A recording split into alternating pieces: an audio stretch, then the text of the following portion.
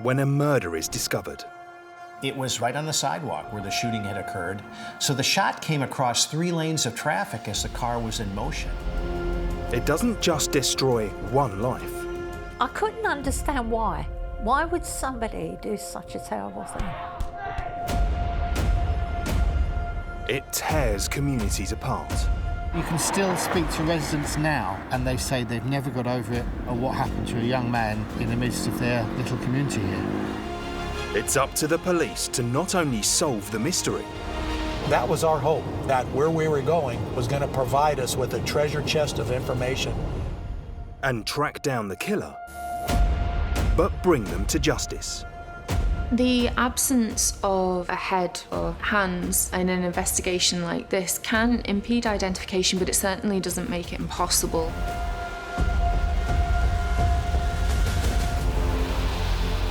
In this episode, 2 teenage girls are attacked and killed in the same area 2 years apart in a case that changed policing forever. It was the biggest advancement in crime detection since the invention of fingerprinting a century earlier. Meet the murder detectives. When I arrived at the scene, the first thing I went and saw was the body in the wood. She'd clearly been attacked and strangled and raped. Every male of a certain age, you looked at them and thought, was it you? Who reveal how they caught the killer. Retired doctors, phlebotomists, local nurses, anybody that was qualified to take blood. Yes, there was a queue at the door.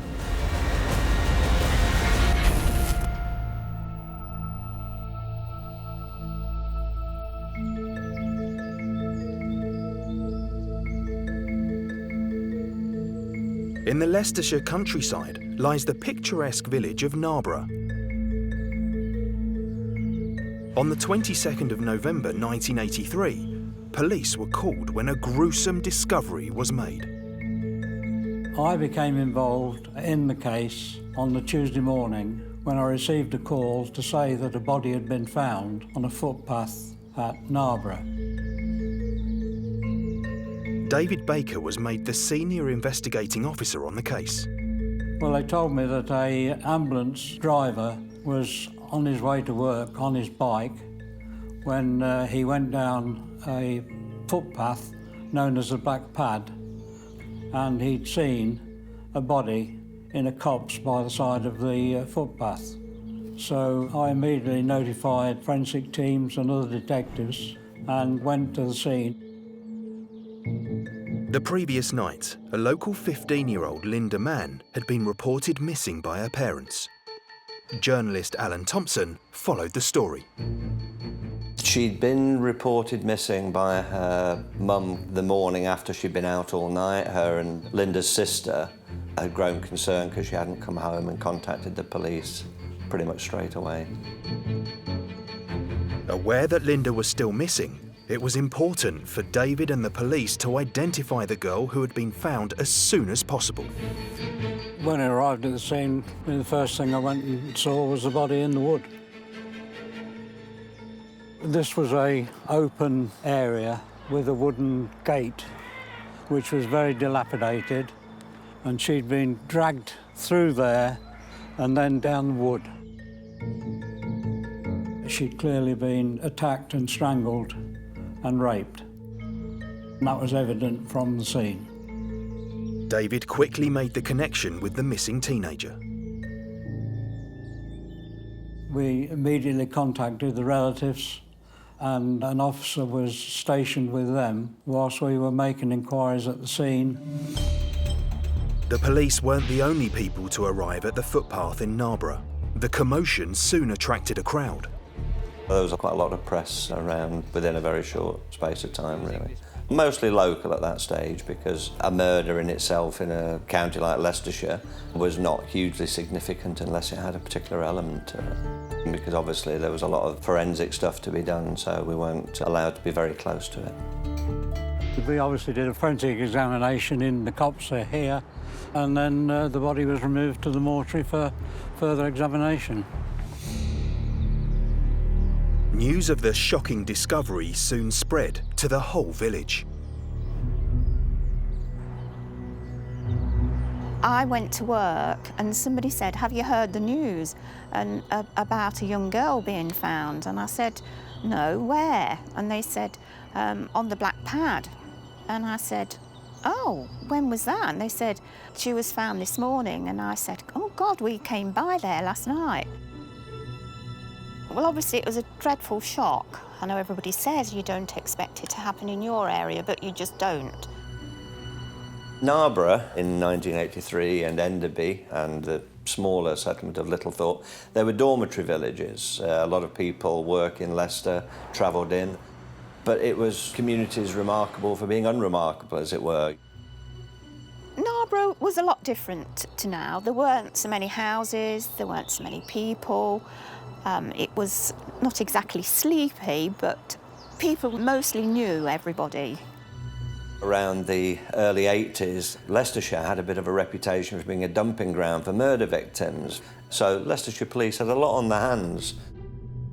I'd got 5 murders on at that time.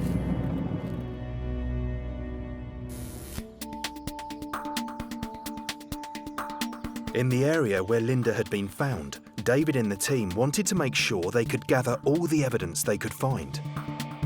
As a result of the examination at the scene, we preserved all the samples that we could and any that were loose and that before we removed the body, and it was then taken to Leicester Royal Infirmary. They also had to examine the body for anything that might help find the killer. In a post-mortem, in cases of rape, there are a number of samples that would be taken. Blood samples would be taken, swabs would be taken. Clothing and other physical evidence would be collected, looking for things like hairs and fibres. So a real kind of minute investigation of small details that might be present. The fingernails may be scraped as well to look for evidence that may lie beneath those. We established at the post-mortem that she had been strangled and that she had been raped severely. There was signs on the body of violence and also defence wounds. Linda's family were called to identify the body and confirm it was her. There was a lot of sympathy, certainly, for the family when Linda's name was known, largely from the people there with families of their own. It did kind of knit people together because mums would talk to mums about their daughters, what they were doing, sharing lifts, making sure they got home, whereas before they might have quite happily let them walk. With the community on edge, David and the team began to trace Linda's last movements in order to discover who might have seen her. We also established that around about the time the girl had left home, there was a scream heard by some residents in a nearby house to where the entrance of the footpath was. A friend of mine, when she and her sister were walking through the field where the murder supposedly took place, heard a scream, and they'd got their grandchildren with them, and the little boy ran off and he came back and said to his gran, "I've just seen a girl and a boy in the field." She said, as we got closer, the man stood up and put his coat on, but we walked straight by. But the next day, we heard that a girl had been murdered in that field. Several people heard the scream and the police were called. They took a description of the man seen in the area. It was fairly evident that the girl had not got very far from her home before she was attacked and dragged into the field where the footpath was. The police were beginning to get a clearer idea of what had happened on the night Linda was killed and set up an incident room. Linda lived on the estate behind me, and she would have walked along this footpath to go straight ahead. See these buildings here? They were part of the hospital, and we took them over as an incident room. And that's where we had the first incident room on the Linda Mann case. From this incident room, David set about searching for witnesses who may have seen Linda. We set out our inquiries into the villages with house-to-house inquiries in Narborough and Enderby. So we had a wide area to cover looking for potential suspects. With a 15-year-old girl strangled and dumped in a ditch, we're talking about somebody who is a kind of borderline paraphilic individual with a need to dominate. This perpetrator was possibly a borderline paedophile. This was probably, a happily married man living very locally.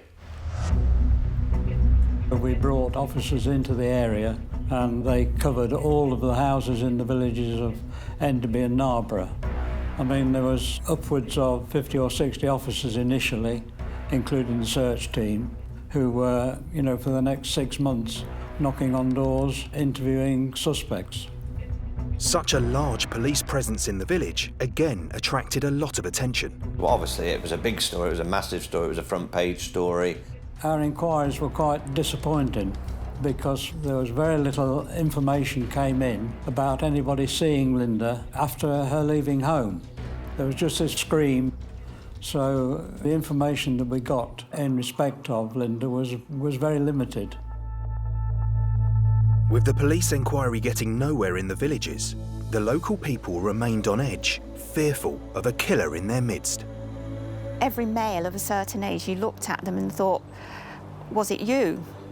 This crime affected the local community.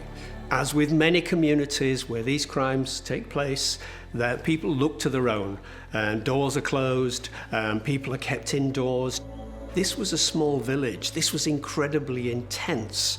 And that fear also starts to create suspicion because it's patently obvious that person is local and people will get suspicious and start pointing fingers and gossip may arise. Also, that fear keeps people off the streets, which means that there's fewer eyes of witnesses out there in case it happens again. David had used every possible resource to gain any information that might help catch the killer. We used the press, we put out a photograph of a police officer dressed as Linda, those sort of things, but we got no feedback about anybody that had seen the girl after she left her home. People wanted to hear it, not for salacious reasons, but they wanted to know as much as they could about the hunt for the killer and had he been caught, were there any arrests made. We had a lot of support from the people in the villages because they were concerned. Their daughters were out and about in the villages in the evenings and, of course, it restricted their activities and, of course, raised concern with parents. And they cooperated with us as much as they could. During the investigation, there was obviously a lot of suspects, but they were eliminated and alibied out, and we really didn't have a suspect who really came into the frame. 1 year on from Linda's death, her killer was still at large. The police themselves had started to wind down the investigation by the summer of 1984. Yeah, people were getting very scared. The people of Linda's age were becoming very wary. Their parents were becoming anxious, neurotic about their children's safety.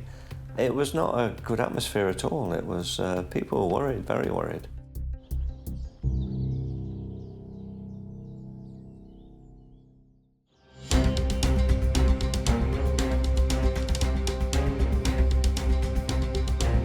In 1983, a 15-year-old girl, Linda Mann, had been found murdered on a path between Leicestershire villages Narborough and Enderby.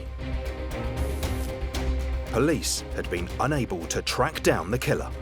Due to the lack of information coming in, clearly the inquiry wound down and it was left with probably half a dozen officers chasing up information and anything that came in. If we think back to the 1980s, there wasn't such things as CCTV. There wasn't the use of a mobile phone, so we didn't have that technology which we were able to use in an effective way during an investigation.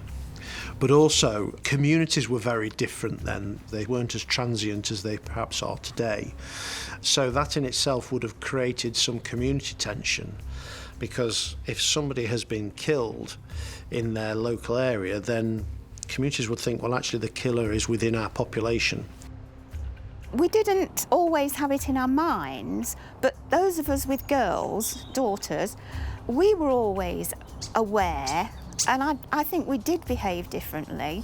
We took extra care, we wanted to know a bit more about where they were all the time.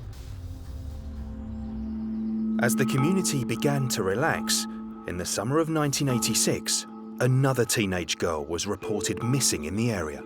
On Thursday, the 31st of July in 1986, we received a report from Mrs. Ashworth that her daughter had not returned home.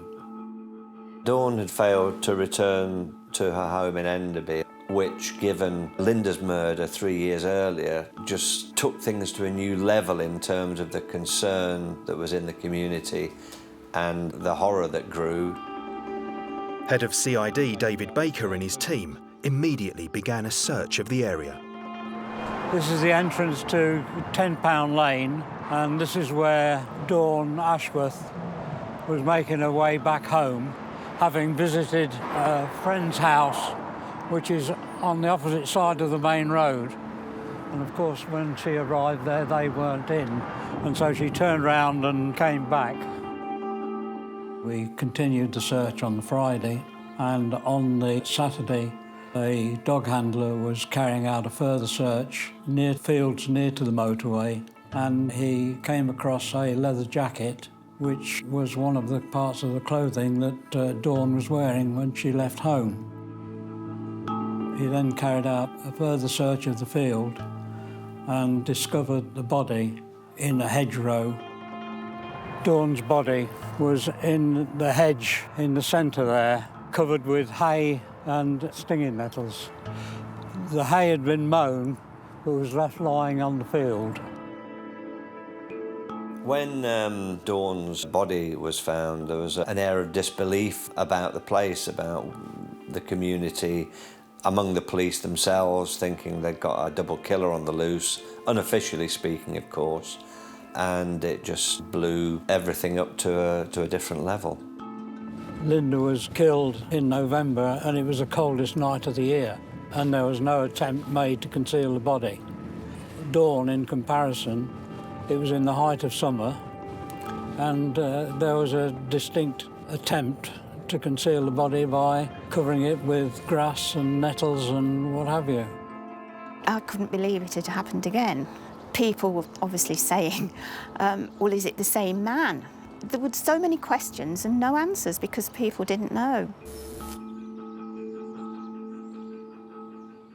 Having that second homicide that detectives believe was connected to the first would have actually been helpful, because now you've in a sense got two sets of crime scenes, you've got two victims' bodies, and the opportunity for forensic clues is increased, obviously, but also opportunities to try and work out what suspects were in these areas at the right time. We became concerned when the body was found that there was a serial killer at large. Two girls missing in the same area, both strangled and brutally raped, and there were signs that the two offences were connected. With the second body, it becomes obvious that the perpetrator has to be a local man.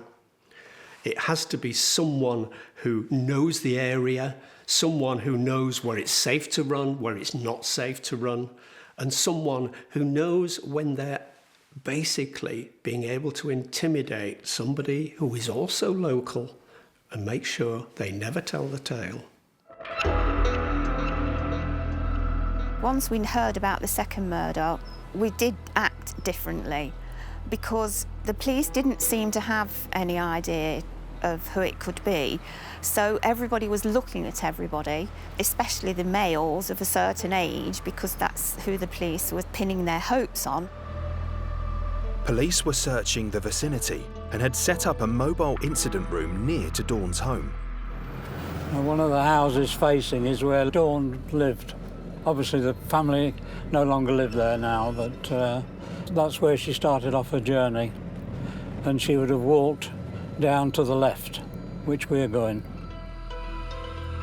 a member of the public contacted the police to say they had found a motorbike abandoned near to where Dawn was found. Well, this is the place where the young man's motorcycle was found parked. He was nowhere to be seen in the vicinity. Local people were now reporting anyone they had seen acting suspiciously at the time of Dawn's murder. We received information that a young man who lived the other side of the village of Enderby had been talking about the body being found in 10 Pound Lane, and we established that this was on the Friday before the body was found on the Saturday, and he significantly drew attention to himself. David and his team linked the motorbike and the youth and called him in for questioning. Within a month of Dawn's murder, in August 1986, a 17-year-old was pulled in by the police, and I remember going to a press conference where the then head of CID said they were 300% certain they'd got the killer. The reaction in the community when a local man was arrested and charged was one largely of relief. He was charged and held in custody and put before the next available court. His solicitor was present, and we also obtained samples from him. The suspect was charged with the murder of Dawn Ashworth after blood tests showed he had the same blood group as samples found on the body. There was a great deal of confidence in the police that they had their man. The head of CID, Dave Baker, an exceptionally careful man, approached his chief constable despite the fact they had circumstantial evidence against the man. David wanted to prove beyond reasonable doubt that the suspect was their killer. He had heard that Dr. Alec Jeffreys at Leicester University had developed something called DNA fingerprinting that he was using for paternity testing.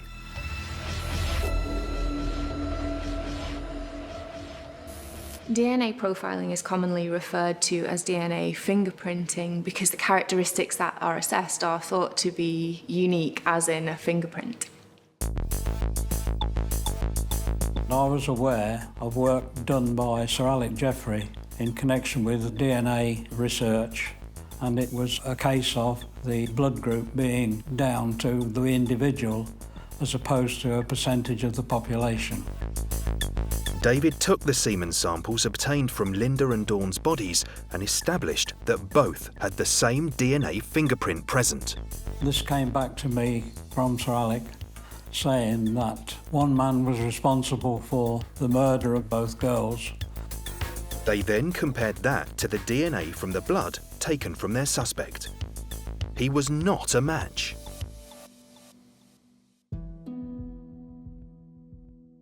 It was quite a blow for us to confirm that this young man was not the murderer of either girl.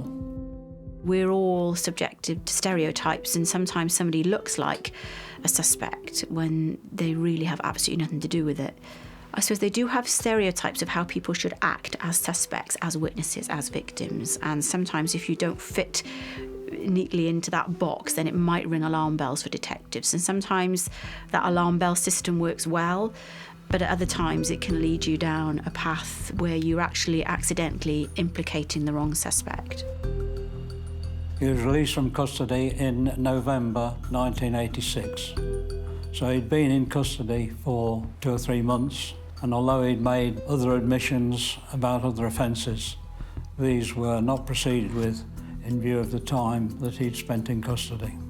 People couldn't believe it, but all of a sudden that comfort blanket was taken away again.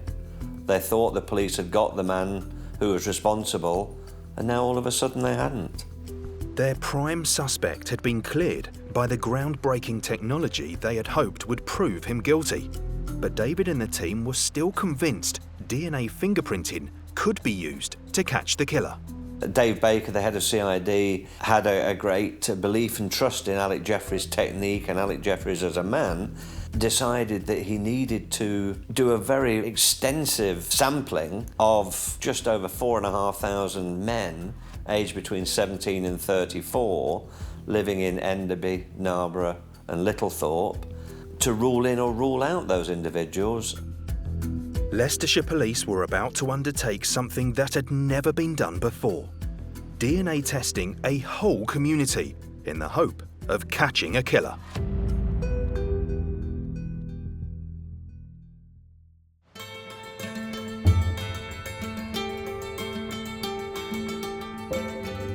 In 1986, Leicestershire police had used the cutting-edge science of DNA fingerprinting to prove that the same person had killed teenagers Linda Mann and Dawn Ashworth, less than 3 years apart. After the second murder, of course, people's awareness was heightened even further than it had been after Linda's murder, to think there was 2 young girls now dead. I recall the police putting on more reassurance patrols, as they call them, having more of a visible presence in the village, as well as the detectives. Yeah, it did affect lives. Going back into 1980, murder investigations were much bigger than they perhaps are today. You know, the idea, I guess, was that the area would be swamped with police officers. The pure logistics of it would have been very challenging and very difficult. The police had arrested a man in connection with Dawn's murder, but DNA testing had proved he was not responsible. It was quite a blow for us to confirm that this young man was not the murderer of either girl. And of course we had got to set out our investigation again, but with more impetus, bearing in fact that we knew that one man was responsible for both murders, so we'd got a serial killer out there, and we firmly believed that he was still a local man. One of the ways in which DNA was critically important was eliminating an innocent suspect fairly early on in the investigation, a suspect who had, implicated himself in one of those murders, but was in fact completely innocent. And so it's equally powerful in eliminating innocent suspects as it is in implicating the guilty much of the time. We came to a conclusion in November that in order to take the inquiry further on, we should use the DNA and sample the community with a view to finding the individual who is responsible for these 2 murders. The police knew it wouldn't be popular in every quarter when they'd said they were going to take blood samples from every man between 17 and 34 who lived within the 3 villages. But working on the basis that most people within those communities would see it as a good thing because it would finally rule in or out a member of their community. The police planned to do blood testing in all 3 villages near the murder sites. They were having officers put letters through people's door, but everybody was notified that every man of that age group, 17 to 34, was required to give a sample.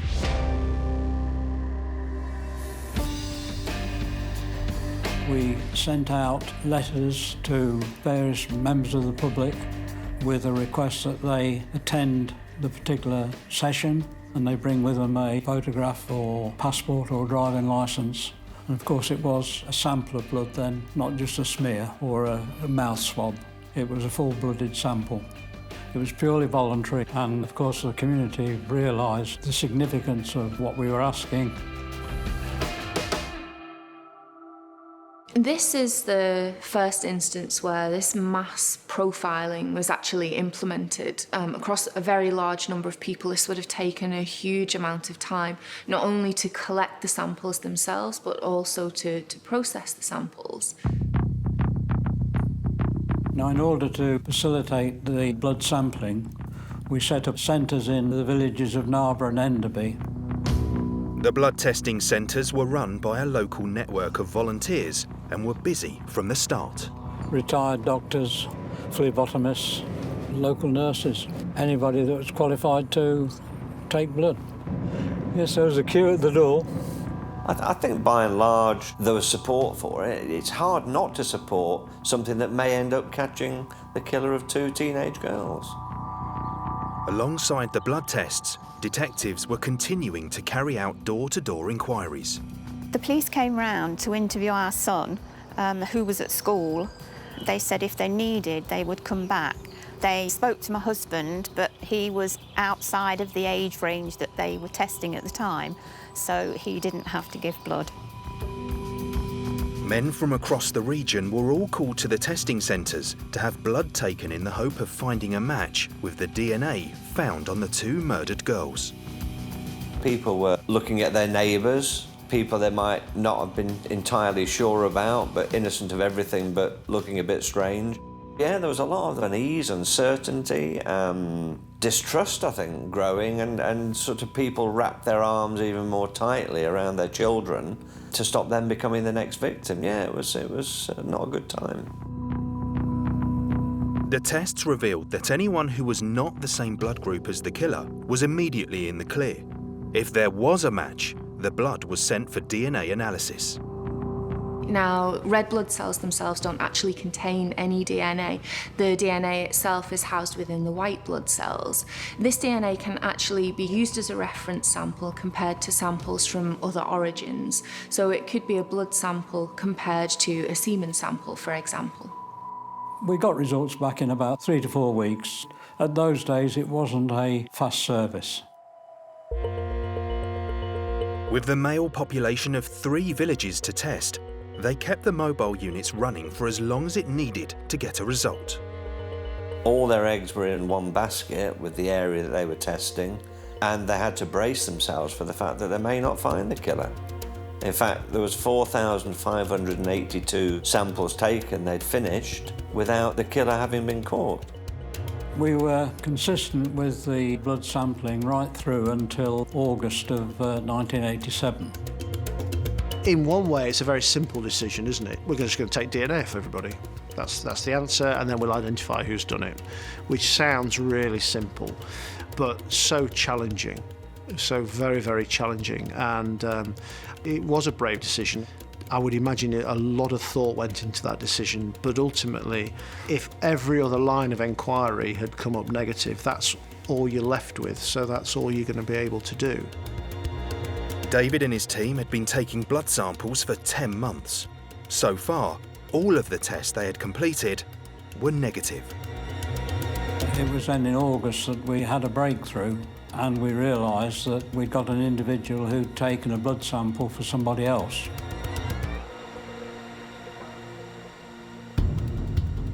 A local woman contacted police to say she had some information she felt was important. She had had a conversation with a man named Kelly, who said that he had taken a blood sample for a man named Pitchfork. Immediately we checked our system and found that Pitchfork had in fact had an invitation to attend and ostensibly had attended and given blood. Of course, we then established that Pitchfork and Kelly were very much suspect to our inquiry. The man who had asked Kelly to take his blood test for him was local cake decorator Colin Pitchfork, who lived in Littlethorpe. This general area where Pitchfork bought his house and was living at the time of the 2 murders. Pitchfork would never have popped up on anybody's radar. A wife who knew nothing of what he was doing, 2 small children. I believe she announced the night he came back from killing either Linda or Dawn, she announced she was pregnant with their 2nd child. Police quickly moved in to track down these 2 men. We immediately did background inquiries on both Kelly and Pitchfork, and within 24 hours they had both been arrested, and as a result of that were taken to the police station and questioned, and both admitted they had conspired in this blood sampling. Pitchfork's record showed that he had been a flasher, exposing himself to more than 1,000 women. Kelly had no criminal record. Pitchfork, we established then, had convictions for indecent exposure, but they were as a juvenile. Exhibitionism is one of those anonymous sex crimes where you maintain distance from your victim. Basically, you want to fantasize, you want to impose your fantasy on the victim. They become whoever you want them to be. In the case of moving from exhibitionism to murder, that anonymity will still be there. They want to fantasize about this body, but they don't want to interact with it and reveal it to be an individual person. So there is absolute continuity between the exhibitionism seen earlier and the manner of the killings later. Pitchfork was the main concern when the information came through. I mean, he was the man that had had his blood given by somebody else. By avoiding giving blood, Pitchfork had become the prime suspect in this case. It looked like the police had found their killer.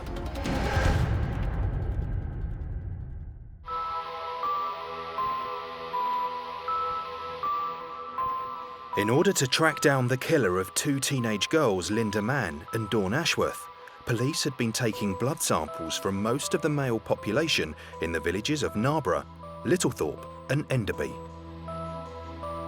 No one living outside of the immediate area of those three communities was tested. When taking blood samples in the community, the police had asked men to prove their identity, but Colin Pitchfork, with the help of Ian Kelly, had somehow fooled the system. We knew from the outset that there would be people who would endeavour to mistake in the samples, and that was one of the reasons why we insisted on the passport or the driving licence. Kelly had shown Pitchfork's passport when he went to give blood, pretending to be him.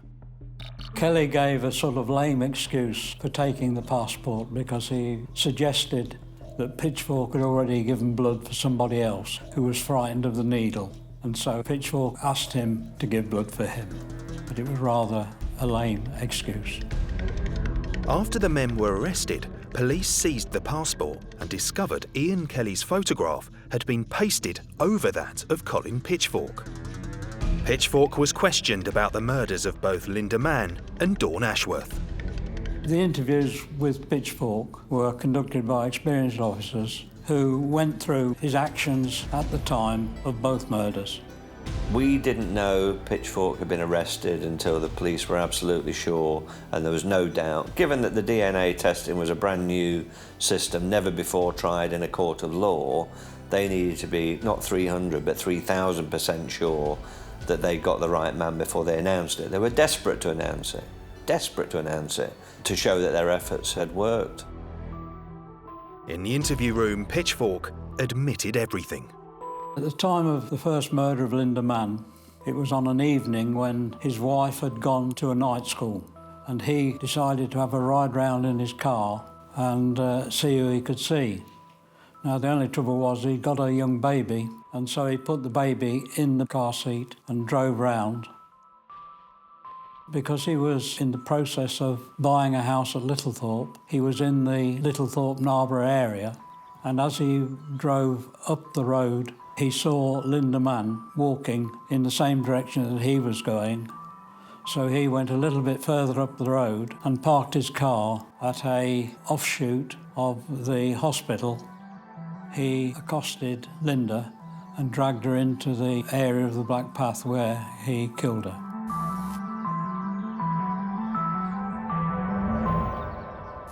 The perpetrator in this case was clearly an opportunist. He just waits for that occasion when someone is out on their own, they fit his fantasy target, and he can't see any witnesses or the likelihood of any witnesses coming along. And then he's very efficient in general at targeting them, bringing them down, and having his way with the body, and then returning seamlessly to his everyday life with his son in the back of the car, who basically would be one of the best alibis you could have. The story Pitchfork told fitted the evidence police had found at the time of Linda's murder. Pitchfork went on to describe the night he killed Dawn. As far as Dawn was concerned, he was on his way home from work to Littlethorpe, and as he drove along the main Narborough Road, he saw Dawn cross the road and walk up 10 Pound Lane. He parked his car and followed her, and that's where he attacked her and killed her. He didn't actually admit a motive, but I mean, clearly his motivation was of a sexual nature. I think some of the reasons why some murderers never tell detectives why they killed the victim, in some instances because they're still denying that they were responsible, of course, so they're not going to say why because they're saying they didn't do it. But in those cases where they have ultimately confessed, I think they're either trying to control that piece of information, it's the one bit that they'll keep to themselves. Perhaps they don't know, perhaps they genuinely aren't certain what their motivations were. It was a complex mix of different sorts of emotions and they can't articulate it clearly even in their own minds. After almost 4 years and thousands of blood tests, the police had finally found their killer. Colin Pitchfork was charged with the murders of both Dawn Ashworth and Linda Mann. Pitchfork was charged at court with 4 offences. One was an indecent assault on a 16-year-old girl before the murder of Linda Mann. Then before the murder of Dawn Ashworth, he'd also accosted another girl and taken her in his car, but she managed to escape. But that was in an area away from Narborough and Enderby. Well, he was able to come back to reality, if you like, and show no other indications of his condition. You know, his behaviour was the norm for a psychopath.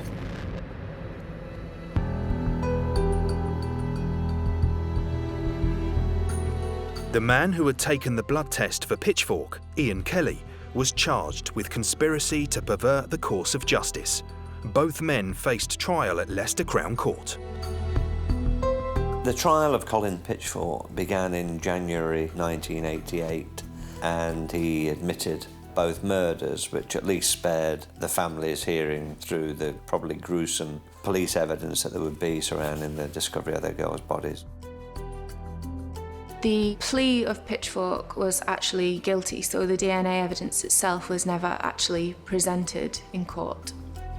If he hadn't admitted it, his DNA would have proved his guilt anyway, because we did a blood test on his sample, and of course that came up positive in the murder of both girls. So, I mean, the result was inevitable. Ian Kelly also admitted his part in aiding Pitchfork in attempting to cover up his crimes. Kelly was sentenced to 18 months imprisonment for conspiracy to pervert the course of justice. Pitchfork admitted the murders of the 2 girls. He was given life sentences for each of their murders. He was given 10-year sentences for rape, a shorter sentence for perverting the course of justice by having someone else take the test for him. David and the team had successfully caught their killer, but inadvertently, they had also changed the way all future murders would be investigated. It was incredible because it was such a breakthrough in criminal investigation, which had been brought about by 2 of the quietest, most modest individuals you would ever have come across. Alec Jeffrey is such a self-deprecating man. David Baker, a highly intelligent investigator of crime. And together, they developed an enormous respect for one another that brought this huge breakthrough in the world of criminal investigation. It's quite a remarkable story in the Colin Pitchfork case that the detective happened to have read about something that was happening in his local university that was being developed around DNA that, of course, wasn't really and hadn't at that stage been used in a criminal investigation. It was being used more for paternity testing. But he had the idea that perhaps something could come of this, and together, those 2 individuals, the scientist and the detective, you know, made huge use of something that became critical evidence in that case, of course. There was quite a sort of slow burn reaction to the news that this technique had worked, because nobody could quite believe it. It was the biggest advancement in crime detection since the invention of fingerprinting a century earlier. But it didn't bring back the girls, but it stopped him, maybe, moving on to any others. It was a great relief when Pitchfork was caught. It was a relief for many people, including the family, the community, and of course the officers that had worked on the inquiry. The girls would now have been lower end of middle-aged women, probably with their own children, possibly with grandchildren.